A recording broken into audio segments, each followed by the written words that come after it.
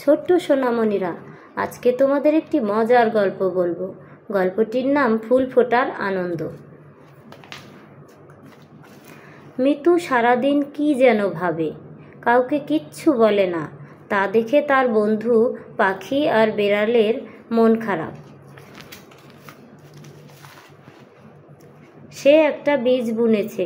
বীজ থেকে কখন চারা বেরোবে, কখন গাছ দেখবে, তাই নিয়ে ভাবছে মিতু। একদিন গেল, 2 দিন গেল, কিন্তু চারা তো বের হয় না। এদিকে মিতুর দিনও আর কাটে না। আরও 2 দিন কেটে গেল। একদিন মিতু দেখল বীজ থেকে কি সুন্দর 2টি কচি সবুজ পাতা বেরিয়েছে। সবুজ পাতা বলছে, কেমন আছো মিতু? তাই দেখে মিতু দৌড়ে গিয়ে বাড়ির সবাইকে ডেকে আনলো। মিতুর খুশির শেষ নেই। মিতুর আনন্দ দেখে বন্ধু বিড়াল আর পাখিরাও খুব খুশি।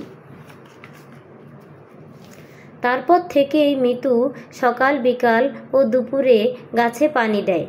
পানি পেয়ে গাছপালা বেড়ে ওঠে। সেভাবে কখন চারা গাছটি আরও বড় হবে।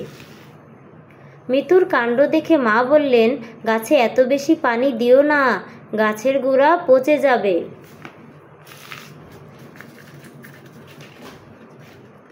মায়ের কথায় মিতু ভয় পেয়ে গেল, তাই সে পানি দেওয়া কমিয়ে দিল। এমনি করে বেশ কয়েকদিন কেটে গেল। হঠাৎ একদিন ভোরে মিতু দেখে, এ কি, গাছে দেখি ফুল ফুটেছে। মিতুর আনন্দ দেখে কে?